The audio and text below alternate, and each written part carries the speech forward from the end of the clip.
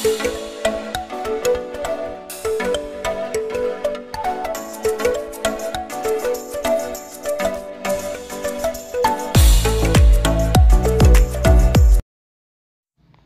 तर ताईंनो, सुंदरशी recipe tasty छान अशी शेअर करते. आधीही तुमच्याशी केलेली आहे, पण आता करतच होते तर म्हटलं चला रेसिपी शेअर करूया. गव्हाचं पीठ घेतलेलं आहे आणि त्यात बघितलं 1 वाटी बरोबर बेसन घातलेलं आहे, मीठ घातलं चवीपुरतं आणि हे वाटण आल्याचा थोडासा तुकडा, 2 मिरच्या आणि लसूण थोडासा ते मिक्सरवरती वाटून घेतलं आणि तेही टाकलेलं आहे. थोडी धनेपूड आणि थोडंसं हळद पावडर टाकलेली आहे आणि मेथी अगदी बारीक नाही पण अशी मोठी मोठी चिरून स्वच्छ धुवून घेतलेली आहे. आणि आता या पिठात सगळी मेथी आपल्याला मिक्स करून जे आहे ना एक सारखी छान असं पीठ मळून घ्यायचं. तर हे थालीपीठ नाही आहे ना, हा मेथीचा तेपला किंवा मेथीचा पराठा म्हणा, कारण गव्हाचं पीठ आपण वापरले आणि थोडंसं चवीपुरतं आपण थोडंसं बेसन वापरलेलं आहे. त्याच्यामुळं थालपीठाला कसं सगळी मिक्स अशी पीठ असतात ना, तर हे थालपीठ नाही आहे. तर ह्या पद्धतीने तुम्ही कोथिंबिरीचं, पालकाचं, ज्या भाजीचं आवडतं ना त्या पद्धतीने तुम्ही म्हणजे त्या प्रकारे करू शकता. तर इकडे बघा थोडं थोडं पाणी घालून ना असं आपण पीठ कसे मळतो म्हणजे कणिक साधारण कशी मळतो सेम तसं कणिक मळल्यासारखं असं हे पीठ मळून घ्यायचं, कारण गव्हाचंच पीठ आहे. तर या पद्धतीने बघा मळून घेतलं आणि माझ्याकडून थोडं मऊ झालं, पण मऊ झालं आणि लाटायला खूप सोपं गेलं. मी मागच्या वेळी जेव्हा हे बनवले होते ना तेव्हा जरा घट्ट पीठ मळलेलं, मग ते लाटायला थोडे कठीण जात होते. पण माझ्याकडून आज जरा जास्त पाणी झालं, पण ते मऊ मळल्यामुळं छान झालं. तर ते मळून मी बाजूला ठेवलं आणि ते मी जवळजवळ 4:30 वाजताच पीठ मळलेलं, म्हणजे जरा भिजलं ना ते ताईनो की चांगलं ते म्हणजे त्याचे जे पराठे म्हणा किंवा काही ते मेथीचे थेपले तर ते छान होतात. तर आता टाईम झालेलं 5:45चं. आदिती अनुष्काला होमवर्कला बसवलं आणि मी सुद्धा फ्रेश होऊन घेते. बाकी सगळं घरातलं आवरलेलं होतं. आणि आता बघितलं ना पावसाचा तर इतका गोंधळ आहे. कालच्या व्हिडिओमध्ये खूप ताईंनी सांगितलं की काळजी घे, पावसाचं हे कर. हो, तर मी बरी झालेली आहे, काय आजारपण वगैरे नाही राहिलेलं, पण आहेच ना सारखा गारटा, पायाला गार लागतंय असं, म्हणजे सतत सतत पाऊस आहे. अजिबात पाऊस उघडत नाही आमच्या इकडं. तर इकडे आता नॉर्मल जे काही होतं ते बारीक सारीक. आता आधी अनुष्का स्कूलमधनं आल्या ना, मग तिथून पुढं थोडंफार इकडं तिकडं काय पसारा पडलेला त्यांनी पाडलेला तो उचलला आणि मी सुद्धा फ्रेश झाले. आणि आता माझं संध्याकाळचं थोडंसं रुटीन काय असतं आपलं स्वतःचं तेवढंसं केलं की झालं. आणि ड्रेस बघा असा ठेवला ना, इस्त्री केलेला नसला किंवा वर खाली कपडे झाले की इस्त्री केलेले कपडे सुद्धा आपले खराब होतात, त्याच्यामुळे तो तसा चुरगळलेला दिसतोय. तर केस वगैरे मी विंचरले. आणि खरं सांगू का, असला पाऊस आत्तासुद्धा तुम्हाला कॅमेऱ्यात बाहेर दिसत नाही येत आहे नो, पण ना धो धो पाऊस पडतोय, म्हणजे भयानक पाऊस इकडं. ह्यावेळेस ना शहरं राहिलेत बाजूला आणि इकडं गावाकडे, आणि मुळात आमच्या गावाला तर नेहमी पाऊस असतोच. तर चला पाऊस असायचाच, पावसाळ्यात पाऊस नाही पडणार तर कधी पडणार. तर मी सुद्धा फ्रेश झाले. आदिती अनुष्का अजून पण होमवर्क करतात, बराच वेळ लागतो. आणि आता 6:15लाच दिवा लागण करून घेते, कारण तसा बाहेर उजेड असतो आणि तसा आतमध्ये अंधार असतो बघा. पावसाळ्यात एक वेगळंच वातावरण झालेलं असतं, आतमध्ये थोडंसं हे होतं. मग दिवाबत्ती जरा लवकरच होते आणि स्वयंपाक वगैरे पावसा पाण्याचा मी लवकरच करत असते, मुलांना भूक वगैरे लागते म्हणून. त्याच्यामुळे 6:30 6:15पर्यंत दिवाबत्ती झालेली असते. उन्हाळ्यात कसं 7 7:15ला जरी केलं तरी चालतं, पण आता तसं अंधुक असतं आणि घर आवरलेलं असतं, परत स्वयंपाकाची गडबड. आणि संध्याकाळी पण इतका पाऊस पडतो की नंतर भांडी वगैरे घासूच वाटत नाही. तर इकडे बघा रविवारी दीपपूजा आहे, तर माझे सगळे दिवे स्वच्छ चकाचक करून मी आजच ठेवलेले, त्याचाही तुम्हाला व्हिडिओ येईलच. तर ताईंनो, काल मी ह्याचा रिव्ह्यू सांगितलेला की हे खराब लागलेलं आहे, पण खरं सांगू एका ताईनं मला सांगितलं कमेंट करून की इथं एक बटन असतं, तर ते ऑन ऑफ करायचं आपल्याला जेव्हा कापूर जाळायचा असतो. आणि मला काय वाटलं ह्याचं मिस्टेक की हे म्हणजे बटन हे काही उपयोगाचंच नाहीये, कारण लाईट बंद चालू करायची म्हणजे हे चालू बंद करण्यासाठी हे बटन दिलेलं आहे इथं, पण हे असं प्लग मध्ये घातलं कीच ती लाईट लागते. पण आपल्याला जर कापूर जाळायचं असेल त्याच्यात तर ना हे ऑन करावं लागतं. आणि मग कालची कमेंट मी म्हणजे आज वाचली तर मला ते समजलं की हे ऑन केल्यानंतर त्यात कापूर जो आहे तो जळतो, आणि हे जर ऑफ असेल ना तर नुसती म्हणजे अशा पद्धतीने अशी बघा लाईट रात्रीची आपल्याला 0 बल्ब सारखं कसं तर तसं पाहिजे.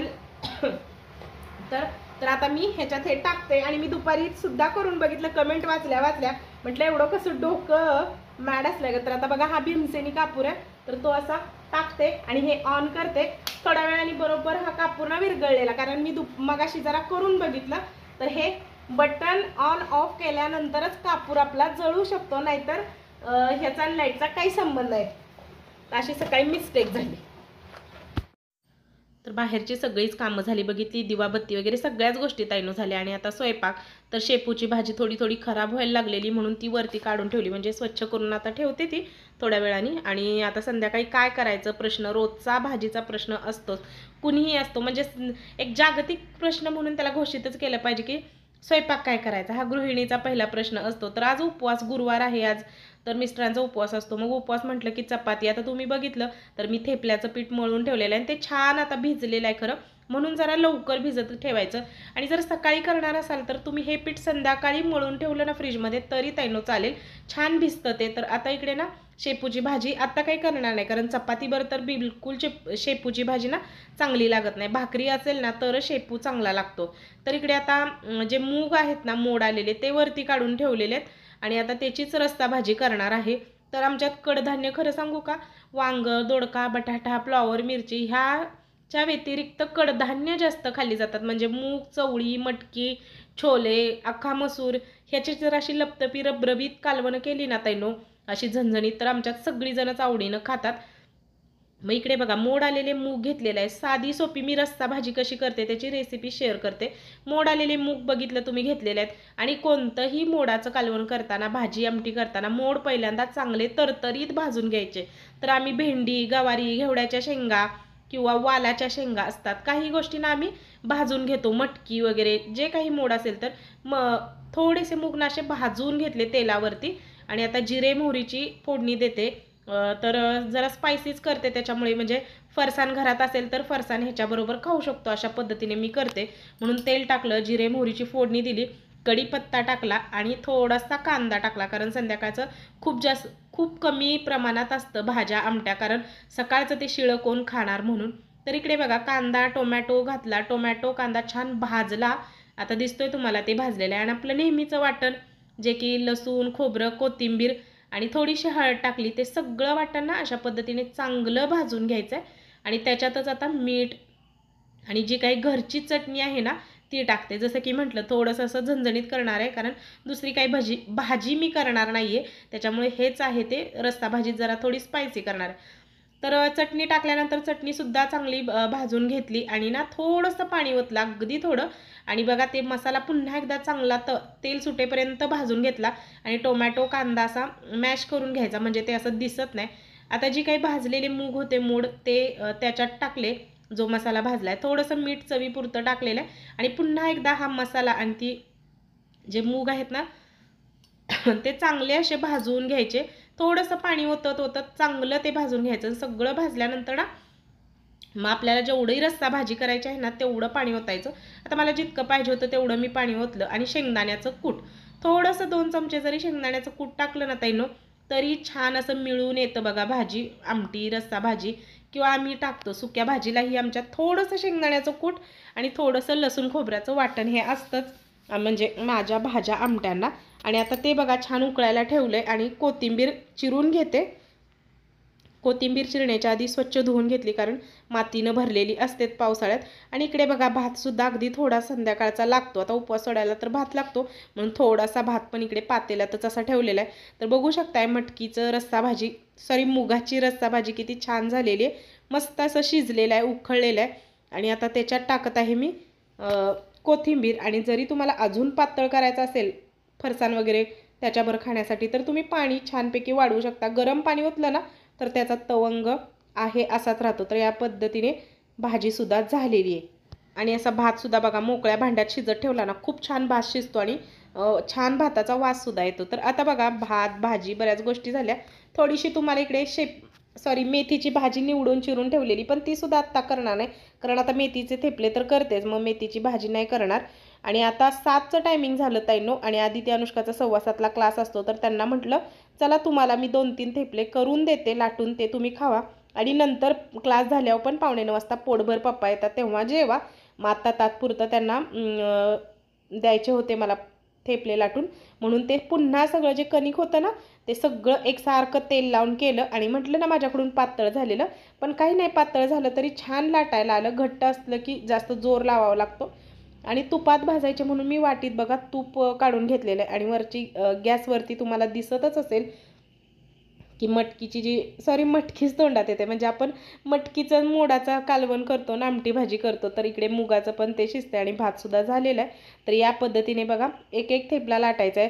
तर तुम्हाला पराठा करायचा असेल तर घडी करून ना त्रिकोणी जरी लाटले आणि मुलांना दिले तरी चालतात, पण ह्या पद्धतीने सुद्धा काही नाही.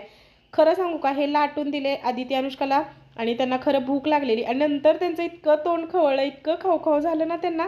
खरं सांगते, मम्मी लाट पोटभर त्यांनी खाल्ले. आता काय त्या 9 वाजता जेवणार नाहीत. मग नंतर मी संध्याकाळी शेवयांची खीर केलेली, त्यांचा क्लास झाल्यावर त्यांनी ती म्हणजे त्या खाणार आता. तर इकडे बघा तुपातच सगळे जे काही थेपले आहेत ना ते भाजून घेते. आणि तरी पदर सुटला, म्हणजे घडीचं नाही केलेलं काही नाही, तरी पण असे पदर सुटलेले होते बरं का. मस्त असं खमंग भाजून घ्यायचं जरा बारीक मोठ्या गॅसवरती. हळद टाकल्यामुळे ना त्याला एक छान झालं आहे. आणि रोजची चपाती मुलांचं जरा नाटक असतं, मग असं काहीतरी वेगळं केलं ना तर ह्याच्यात आपण बिटाचं, कोथिंबिरीचं, सगळ्या पालकचं कितीतरी भाज्या ह्याच्यात ॲड करू शकतो. तर आता खरं वाजलेले आहेत 6:30 पावणे 7चं टायमिंग झाले ताईनो. अजून एक 10-15 मिनटं क्लासला आदिती अनुष्काच्या होतं, पण आदितीला म्हटलं आता दिवाबत्ती झाले तर नैवेद्य दाखव, कारण गुरुवार आहे. मग एकदा उष्ट केलं की परत मग भात वगैरे राहतो माझ्याकडं नैवेद्य दाखवायचा. त्याच्यापेक्षा म्हटलं आता खातायच तुम्ही, असू दे लवकर, का लवकर आज देवबाप्पाला लवकर नैवेद्य. तर आदितीने एक म्हणजे जे लाटून दिलेलं ना थेपला त्याचं छान असं नैवेद्य देवाला दाखवला. इकडे बघा छान मुगाचं मस्त मऊ असं कडधान्य शिजून दिलं की संध्याकाळी खाल्लं तरी त्याचा त्रास होत नाही. अर्धवट कच्चे वगैरे खाल्ले की मग त्याचा त्रास होतो आपल्या पोटाला, ते सुद्धा झालं. आणि इकडे नाही म्हटलं तर मी 3-4च लाटणार होती, म्हटलं अनुष्का एकच खाते आणि आदिती 2-2.5 खाईल, कारण पातळ आहे, छोट्या छोट्या गोळ्यांचे केलेला. 2-2.5 खाते म्हणजे खाईल, म्हणजे छोटे आहेत तो, मोठे नाही आहेत ते. आपल्या चपातीपेक्षा तर हे लहान आहेत, तुम्हाला दिसत आहेत. मग आदिती म्हटलं 2 वगैरे खाईल, पण नाही, अनुष्कानंच 2-2.5 खाल्ले आणि आदितीनं पण 3-3.5 खाल्ले, म्हणजे ते छोटे होते अजून पण सांगते म्हणून तेवढे खाल्ले. पण ते खायला लागल्यावर त्यांचं खरंच सांगते तोंड खवळलं म्हणून. आणि टेस्टी झालेले, ट्राय करून नक्की बघा. तर चपातीसारखंच भाजून घेतले, फक्त तूप लावले. तर अशा पद्धतीने लाटले आणि त्यांना दिले सुद्धा. चला तर ताई 9 वाजलेले आहेत घड्याळात, 7ला अजून 10 मिनटं कमी आहेत, आमचं घड्याळ 5 मिनटं पुढे आहे. आणि आदिती अनुष्का सॉस आणि हे बघा अनुष्का का ग, अनुष्का कशी लपत्या बघा तिच्या मागं. खाऊन घ्यावर 7:15ला आदिती अनुष्काचा 7:15ला क्लास चालू. आवाज बारीक कर बाळा जरा. 7:15ला क्लास चालू होतो, तो 8:45ला संपतो. आणि बऱ्याच ताई विचारतात त्या क्लासबद्दल, थांबा मी सांगते. त्या मॅडमना मला विचारायचंच होत नाही की तुमचा नंबर मी शेअर करू का म्हणून. तर इकडे बघा चांगलं लागतोय का, काय थोडासा सॉस खायचा, खोकला येतोय. अनुष्का 10च मिनिटं आहेत तुझ्याकडे खाण्यासाठी. क्लास सुरू झाला की परत म्हणून हे असलं. आणि परत 8:45 वाजता मी कधी ह्यांना गरम लाटू, म्हणजे 8:45 वाजल्यानंतर क्लास एंड होतो, मग तिथून पुढे आवरायचं. का ग आदिती बदललं असं रिमोटवरनं भांडणं बघा. अनुष्का खाऊन घे, ती पटपट आदिती खाऊन घेईल आणि तुला बास बास बास, जास्त सॉस खायचा नाही. आदिती सॉस थोडा थोडा घे, खोकला येणार, ते आजार पण नको म्हणून मी ते हे सांगत नाही. भीम लाव बर, खाऊन घे पटपट. तर आदिती अनुष्काला खरंच खूप जास्त आवडले. आणि असं पाऊस वगैरे बाहेर पडत असला की असं काही खमंग करून दिलं की मुलांना खरंच आवडतं. आणि आमटी झालेली पण त्यांना नको होती, त्यांनी थोडा थोडा सॉसभर खाल्लं, तरी पण मी ओरडत होते की खोकल्याला कारण नको, कारण मला आता बोलताना तुम्हाला समजत असेल की माझं तोंड किती अडकते, कारण मला खोकला सुद्धा झालेला आहे. तर इकडे बघा संध्याकाळी असे सगळे जे काही आहेत ना पराठे लाटून घेतलेले आहेत. या पद्धतीने पातळ लाटायचे म्हणजे ना ते खरपूस भाजले जातात आणि छान लागतात. बाहेर प्रवासात न्यायला तर खरंच एकदम बेस्ट आहेत, लहान मुलं आवडीनं खातील. तर कशा वाटल्या आजच्या रेसिपीज ताईनो, आणि नवीन असाल कोणी तर प्लीज सबस्क्राईब करा आणि सर्व ताईंनी लाईक जरूर करा.